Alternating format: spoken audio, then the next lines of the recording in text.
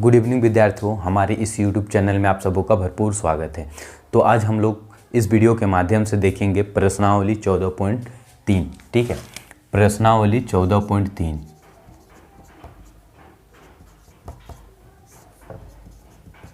जिसमें हम लोगों को यहाँ पे निकालना है माध्यक। इससे पहले की वीडियो में हम लोगों ने माध्य निकालना सीख चुके थे। ठीक है, उसके बाद हम लोगों ने बहुलक निकालना भी सीख चुके थे।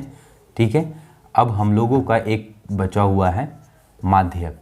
एक्चुअली में ये सभी को लगता है थोड़ा सा टफ। एक्चुअली में माध्य और बहुलक इजी से समझ में आ जाते, परंतु माध्यक जो है वो थोड़ा सा लगता है परेशानी, पर यह भी उतना ही इजी है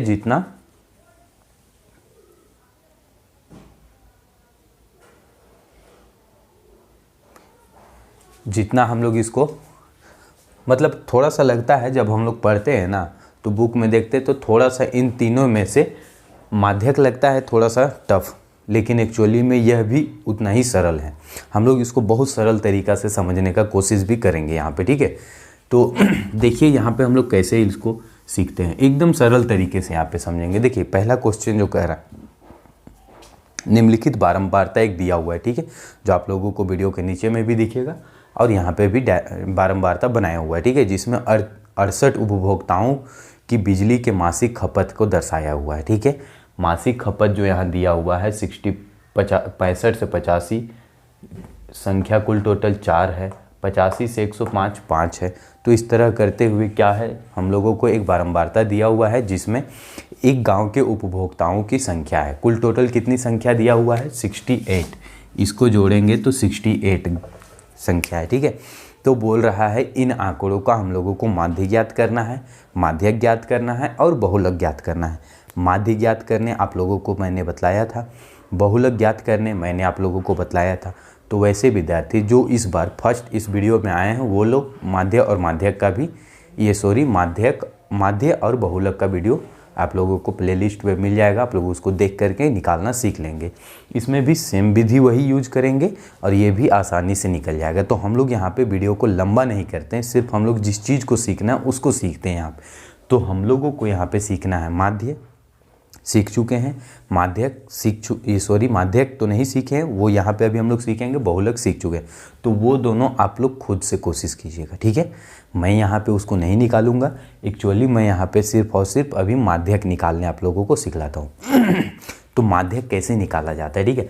तो माध्यक निकालने के लिए सबसे पहले कुछ चीज़ों को निकालना होता है, जैसे हम लोगों ने शुरू से ही देखते आया F1, F0, F2, L, H, इन सभी चीज़ों को निकालने आप लोगों को आ गया। तो यहाँ पे भी हम लोगों को सबसे पहले F निकालना होता है। ठीक है, F निकालना होता है हम लोगों को, यहाँ पे F निकालना होगा। ठीक है, जो निकालना होगा वो मैं बतला देता हूँ। F निकालना होगा, H निकालना होगा, ठीक है, और फिर L निकालना होगा। और यहाँ पे सिर्फ एक CF निकालना होता है। ठीक है, और N निकालना होता है, क्योंकि माध्यक का जो फॉर्मूला होता है वो क्या होता है, L प्लस N/2 प्लस संचयी बारंबारता बटे 2 होता है, F होता है। एक सेकंड में देख लेता हूँ। F होता है, माइनस होता है। ठीक है, यहाँ पे प्लस नहीं होता है, यहाँ पे होता है माइनस बटे F इंटू H। ठीक है, ये फॉर्मूला है हम लोगों का। हम लोगों को इसमें मान निकालना सीखना है। ठीक है, तो देखिए n क्या होगा, तो नंबर हम लोगों को हमेशा दिया हुआ रहेगा। तो n तो 68 है, ये आप लोगों को दिया हुआ रहेगा क्वेश्चन में कि इतने उपभोक्ता, इतने पक्षी, इतने चिड़िया, इतने तालाब, इतने मछली, जो कुछ भी टोटल रहेगा वो टोटल नंबर रहेगा। तो नंबर तो हम लोगों को n मतलब नंबर। F निकालने के लिए मैंने आप लोगों को बतलाया था जो यहाँ सबसे बड़ा हो। तो यहाँ सबसे बड़ा कौन है, 20। तो F बराबर क्या हो जाएगा, 20। F1 निकालना है नहीं, F2 निकालना है नहीं। अगर हम लोगों को यहाँ पे हम लोगों को क्या बहुलक निकालना होता तो F1 F2 निकालना होता, तो F1 निकाल लिए, तो F2 निकालेंगे तो ये आ जाएगा F2, इस 1 के बाद 2 आएगा, और F0 तो ये आ जाएगा। तो ये आप लोग किस में निकालिएगा, जब बहुलक निकालिएगा। तो अभी मैं यहाँ सिर्फ माध्यक का बतला रहा हूँ। तो माध्यक के लिए हम लोगों को सिर्फ F निकालना है, और F का जो निम्न बारंबारता होता है, ठीक है, उच्च सीमा जिसको कहते हैं, तो वो 125 है। तो ये हम लोगों के लिए क्या होता था, L होता था। बहुलक में भी यहाँ पे भी सेम हो जाएगा, L कितना हो जाएगा 125। क्लियर है। अब रही बात H क्या होगा, तो इन दोनों का अंतर, उन दोनों का अंतर क्या हो जाएगा 20। यहाँ पे सिर्फ एक चीज़ को समझना, यहाँ तक मैं पूरा उम्मीद करता हूँ कि आप लोगों को समझ में आ गया है, यहाँ तक में कोई दिक्कत है। मेन है यहाँ पे CF, संचयी बारंबारता जिसको कहते हैं, उसको निकालना होता है। तो हम लोग इसको देखते हैं, संचयी बारंबारता क्या होता है।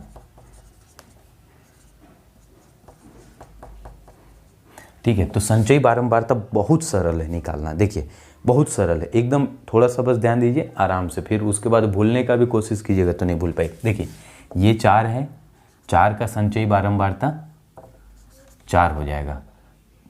इस 5 का संचयी बारंबारता क्या हो जाएगा, 4 और 5 को जोड़ दो 9, 9 और 13 को यहाँ से कुल टोटल जोड़ते जाओ तो ये इसका हो जाएगा। देखो 4 का 4, 4 और 5 9, 4 5 9 और 3 12 के 2 और 1 और 1 2, 22 हो जाएगा।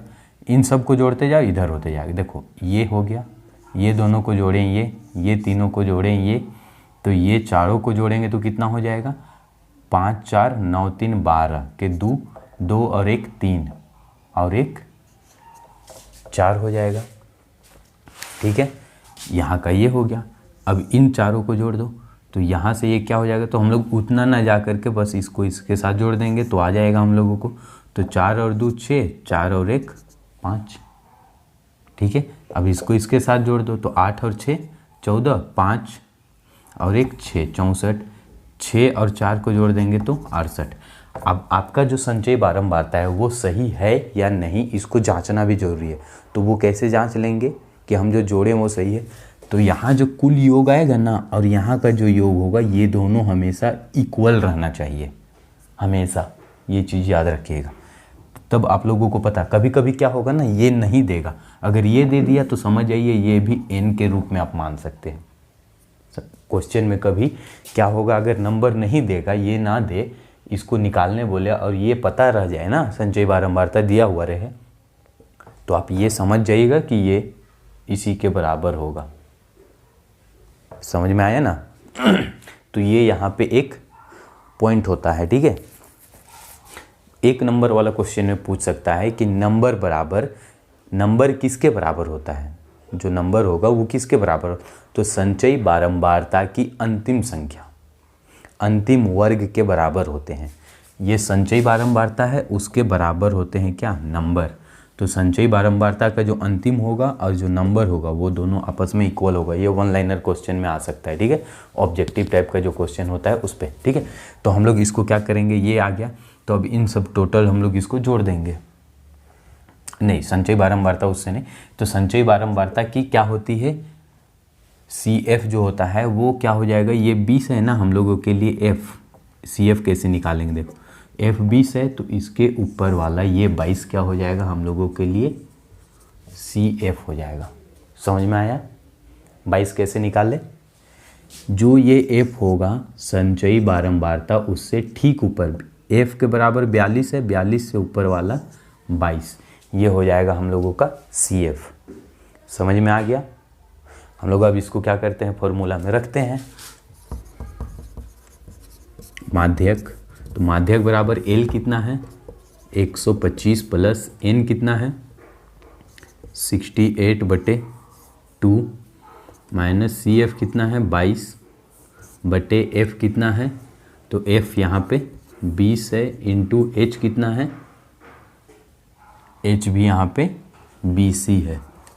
ठीक है, H भी 20 है, इसको इसके साथ काट देंगे तो 3 दूनी 6 34, 34 में 22 घटा देंगे तो कितना हो जाएगा, तो 4 में 2 गया तो 2, 1 में 2 गया तो 12/20 प्लस 125 इंटू 20, ये 20 और ये 20 कट जाएगा तो 12 और 125 को जोड़ देंगे तो कितना हो जाएगा, तो 2 और 5 7, 2 और 1 3, 137। तो ये हो गया हम लोगों का माध्यक। तो माध्यक बराबर कितना आ गया हम लोगों का, 137। ठीक है, समझ में आया?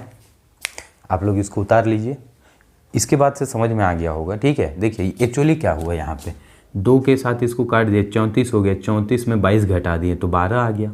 ठीक है, 12/20 इंटू 20, 20 और 20 दोनों इक्वल था, कट गया तो बचा 12, 12 और 125 को जोड़ देंगे तो 137 होता है। तो आप लोग इसको उतारिए। ठीक है, हम लोग अगला क्वेश्चन नंबर 2 देखेंगे। तो आइए अब हम लोग देखते हैं क्वेश्चन नंबर 2। क्वेश्चन नंबर 2 आप लोग नीचे यहाँ पढ़िएगा। एक बारंबारता दिया हुआ है जिसमें माध्यक यहाँ पे दिया हुआ है। माध्यक कितना दिया हुआ है, देखिए बोल रहा है माध्यक कितना है, 28.5। जो हम लोग निकाल रहे थे प्रश्नावली, ये प्रश्न 1 में निकाले माध्यक, यहाँ पे माध्यक दिया हुआ है। क्या ज्ञात करना है यहाँ पे हम लोगों को, x बराबर क्या आएगा और y बराबर क्या आएगा, ये हम लोगों को यहाँ पे ज्ञात करना है। तो ये भी बहुत सरल है, भले ही लगता होगा कि यहाँ पे x और y का मान क्या आएगा।